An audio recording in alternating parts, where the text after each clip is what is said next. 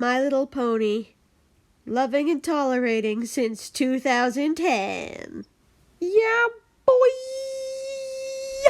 Bonjour, aloha, hola, konnichiwa, ni hao, and, oi, you! What are you doing? What are you doing here?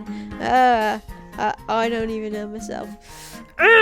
Hello, friends and others. Welcome. Hello. So, some of you may remember how, there's another side to me, a brony side.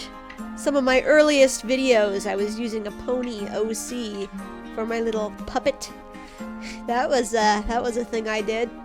I have been a long-time pony fan, as a matter of fact. So naturally, when Generation 4 came out, I would be considered a freak if I enjoyed any of the original content, so I had to keep that under wraps. And then, once Generation 4 faded away, I had to, kind of subtly hide the fact that I was ever a brony at all, which is an ironic cycle, isn't it? Anyway, I loved the originals, and I loved Generation 4, and I was there during the big brony wave. I loved that wave.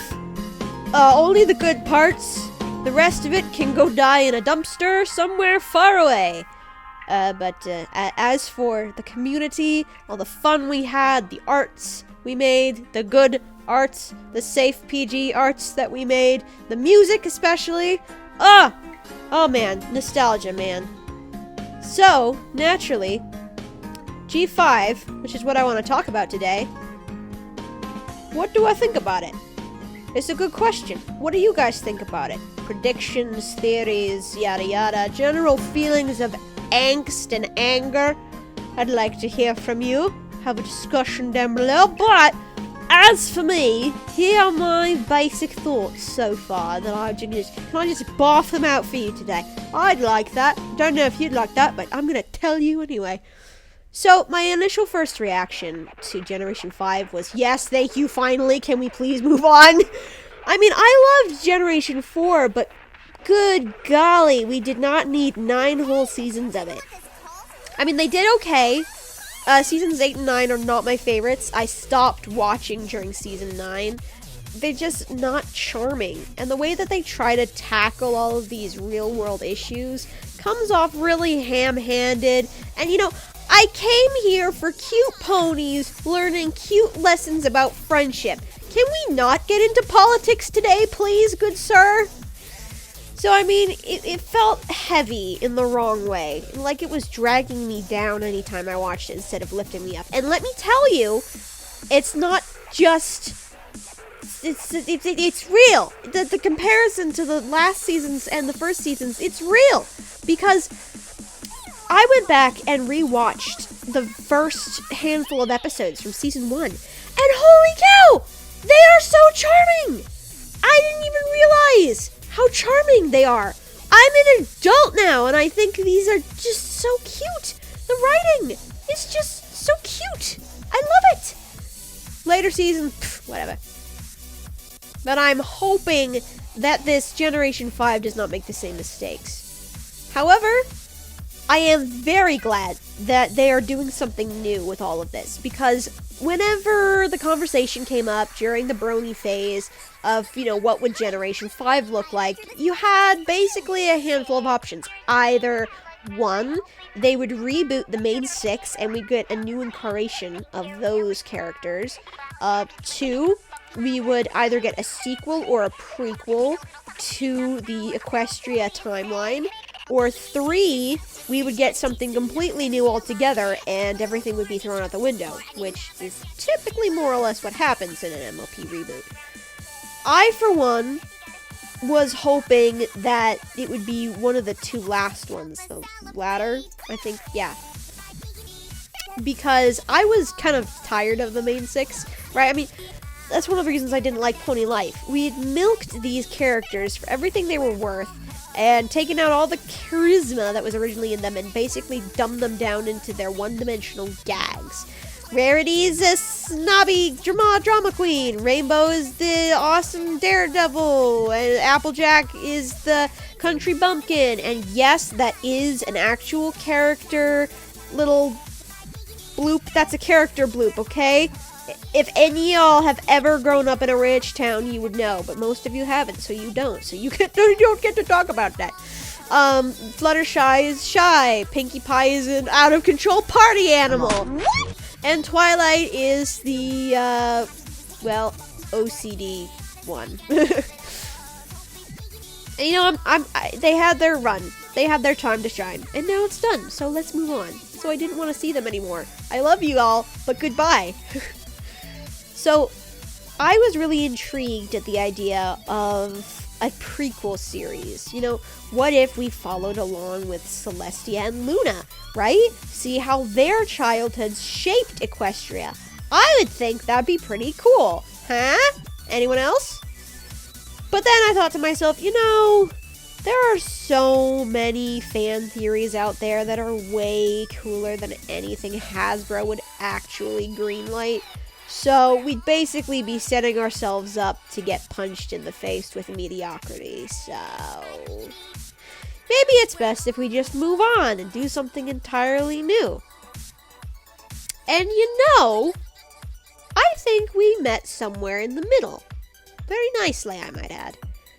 The fact that this is still Equestria, but it's in the future, so it's very detached from Generation 4, means that it is both new and also a sequel series. And I'm curious to see how they juggle that, and I hope, fingers crossed, that they juggle it well. Although, we all know how sequels can turn out in this day and age. Ha ha ha ha, it's pretty hit or miss. Maybe they should, you know, knock on DreamWorks' door and see how they manage it, but anyway. So, my initial reaction? Shock, and then intrigue. I've been walked in upon. Hello, Ray. Yes, I'm talking about pony stuff. Would you like to join me? Good enough. Okay.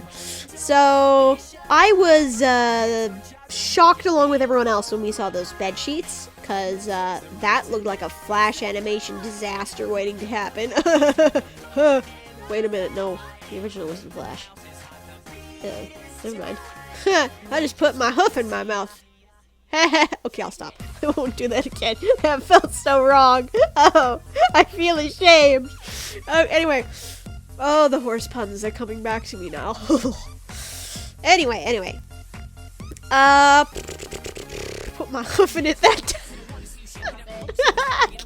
It's like a disease! At the very least, don't do it when I'm in the room. This is harming me too. I'm sorry. Oh, I'm so sorry. Anyway. Then we saw that it was 3D animated, and I have feelings about that, you know. I'm guessing that those Hello Pinkie Pie shorts were kind of like testing the waters for this sort of thing, which is like, okay. I'm not altogether thrilled, though, because, 3D animation for television has been getting better, but it's still not exactly to the point where I like watching it. Even with Miraculous Ladybug, sometimes it just hurts me. They do have their better episodes. We all know that. But, oh, when they're bad, they're... Oh, it's like a cup of dirt. Oh, so the TV show's animation will definitely be lower than the films. So, hooray for that. I'm not excited. I'd prefer that things stay with 2D animation, honestly. Because if it ain't broke, don't fix it. My philosophy is that, you should never do a style of animation just because it might sell better. Because, oh, Disney does it, and oh, Pixar does it, and they're really good, so it must work. No, that's called good story writing. You need to choose your animation style based on whether or not it suits the type of story that you're trying to tell. Sometimes 2D animation lends itself better to something, say, more abstract, or like, say, Fantasia. perfect example of something that is best in 2D animation, because 2D animation can allow for more fluidity, I'd say. 3D animation is better for things like Frozen, where it's more solid, right? Although you could argue that those types of films could be done in both 2D and 3D animations, they just have different good things about them and different cons about them. And you see what I mean here? So we haven't seen the movie yet, so I can't tell you if I think that 3 was the best way to go, but I can tell you what I think of the character designs. I mean, Zip is a little jarring, but I mean, it kind of works. There are a lot of different things about the character designs that just really strike me as intriguing, because they remind me a lot about some fan art that used to go around back in the Brony age, right? The furry hooves, the color changes, the wings. It's all very, dare I say, fan art-esque. But I kind of like it, because I used to draw in that style too, so I lean more into that. And I do like how they didn't make the eyes too big. It has more of a Disney vibe to it, but considering the restraints of 3D animation in this certain department, I think it was a good call. I think the characters look just cute enough, although sometimes from certain angles, it's not quite perfect. They're not perfect models, I don't think, but they're good enough for what they are, for sure. And given everything that we've seen so far of just the small tidbits of the pictures we've been getting, I think that the animation so far is pretty solid. So yeah, I'm not going to be a huge fan of it. I'm sure there are going to be many scenes where I'm just like, oh, that's an unnatural movement. Oh, that hoof should not be doing that. And I'm just going to have to suffer. But I think for the most part, it should be good. I love a lot of the little details that we've seen so far, like the details on Izzy's horn, which I think are really pretty. And now I wish I'd drawn this picture differently, because I found that out after drawing this picture. That was fun. It makes me wonder, are all unicorn horns like that, or is it just like certain ones? And the same thing for the Pegasi wings. Are only Pip and Zip like that, or are all of the Pegasi like that now? Because like that was like a solely Cadence thing for a while. But moving on from that, what do I think of the plot? If all of you don't know, allow me to illuminate, the basic premise for this film is essentially, in the future of Equestria, technology has substituted magic, so the magic in Equestria is dying, but Sunny, sorry, I almost said Pip, Sunny still actively tries to pursue friendship and magic, and we can see that she clearly mimics the main 6, because she has the main 6 memorabilia in her bedroom, so she's obviously a brony, quite frankly. And then, oh, how could I forget? All the 3 tribes have separated again. You know, that thing that founded Equestria. You know, why don't we just do that again? But backwards. So she becomes friend with this unicorn named Izzy, and they leave her village, and they go on a big quest, and they go do things, and it's all about bringing harmony back to Equestria, restoring magic, and making friendship! Yeah. So, you know, that sounds pretty good. Yes, that is exactly what the synopsis says, so, word for word. Yeah. And I'm okay with that. I mean, so long as it's done right. Because, you know, these sorts of plots have been done a lot. And frankly, they've been done a lot really bad. So, I kind of am just cautiously optimistic about it at this point. I don't really have any strong feelings. I'm just gonna wait until we see I got caught between movie and film. The Moo film. I'm just gonna wait until the Moo film comes out. But as far as each of the characters' personalities go, I have some thoughts. Sunny, she definitely seems like the Twilight counterfeit, if you will. The book smart one, but more of a fandom geek. Like I said, she's more of a brony in this sense.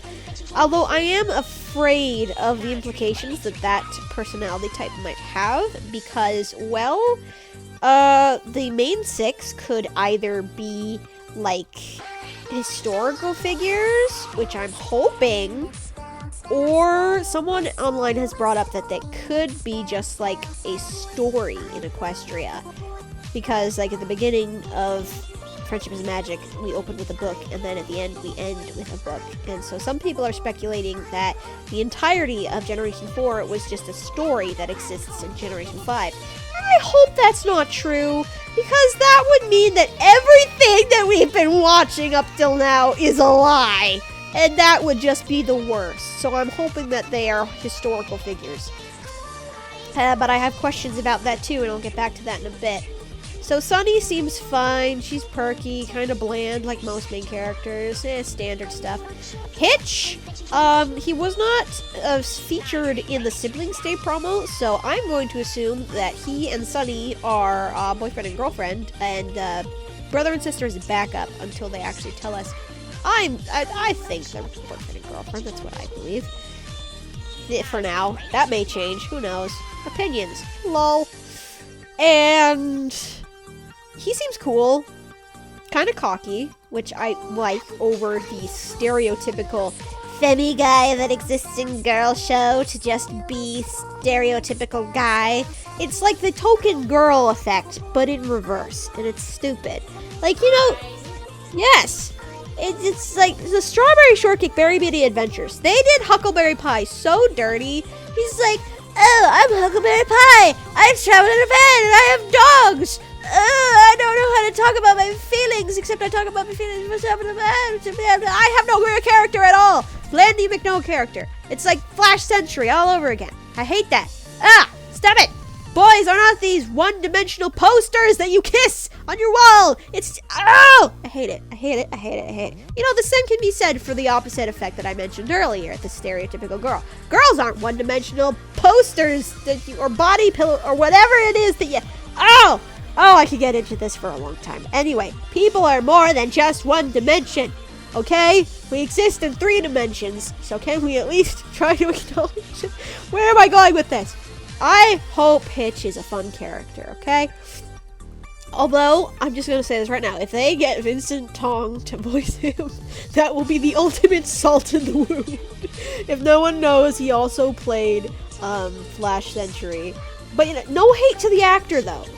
Because he's a cool guy from all I've seen, and he also plays Kai in Ninjago. So I mean, yeah. But like, don't no more My Little Pony for him. I actually feel kind of bad for him that he voiced Flash, because that character gets so much hate, and I just hope that he didn't get hate for that, because I know that happens so often for actors. It's sad. Anyway, Izzy, she seems like the cute, bubbly one. Duh. Probably not a lot there going on. I hope she has more depth to her. And then we got the Royal Sisters, Pip and Zip. Zip is obviously the stand-in for Rainbow Dash. She's obviously going to be fulfilling the role of the strong, determined younger sister, I think, maybe. Possibly. You know, the tough sibling always tends to be the older sibling, right? So that they can protect their young and naive little sibling. But in this case, Pip is the one wearing the little tiara thing. So either Zip is just, you know, allergic to jewelry, or Pip is the rightful heir to the throne, making her the eldest. So, meh. It doesn't really matter in the long run, doesn't it? We'll just find out when the movie comes out. But Zip is obviously just the stone cold warrior. He's probably like the head of the Royal Guard or something. And Pip is obviously going to be more of the Valley girl. Maybe she has some elegance to her, but she's probably going to be kind of like just the ditzy one. Not like in the same sense as Izzy. Izzy's going to be the Pinkie Pie substitute in most cases, you know, the dumb best friend who's like really sweet and fun. And then Pip is going to be more like the suave, maybe not suave, but you know, the girly girl. She's the girly girl. And her being princess, it totally fits. And her with the phone thing too, it's like, okay. So she's going to be like a cross between Pinkie Pie and Rarity, kind of. Anyway. Which, I mean, it's not that bad. Like, there could be worse tropes. But, you know, there are always clever twists you can put on these things, so I'm excited to see what they do with it, if anything. I also think it's really cute how it's 5 main characters, because it's Generation 5. Or maybe there's a 6th character we just haven't been privy to. We didn't see Zip until the last second, so anyway. All in all, though, I think it's pretty solid. I like the fact that they have a boy in the show. I think that's refreshing. But again, please don't be a stereotypical one-dimensional boy character in the Girls franchise. I don't need that. But now we get to the world building and history. And holy cow, I have so many questions. Who is the current ruler? What happened to Twilight? Did she die? Because, like, Celestia's been living for thousands of years, and she's still alive and kicking as if she was a young filly. So, Twilight would live for at least as long. So, what happened? Oh, was there some sort of pony war? Did she die? Did she just decide to leave like Celestia? That no good. So, where did Twilight go? How on earth did the 3 pony tribes split like this? Who is the respective leader of each? Also, are they going to include places like Manhattan, the Crystal Empire, Yakistan, and all these other places? Because why bother doing all of that world building if you're not going to bring it up in this new series? I mean, there's so much you could do with all of that. I understand if you don't want to bring it into the film because that's a lot of expensive modeling, and you don't want to have to animate both ponies and yaks and dragons and Kirin and hippogriffs and griffins and changelings and all of that. I totally understand. I don't want to see them in this animation style personally, but could we at least get a nod to it? Like, oh, we can't go that way because that's up in the Crystal Empire and that's being ruled by a ruthless dictator at the moment. Gloss over that for a second and then we move on. So, I mean, like, even a little mention of something, anything. It's like, oh, Sugar Cube Corner, the place that was deemed hazardous to pony health years ago and torn down.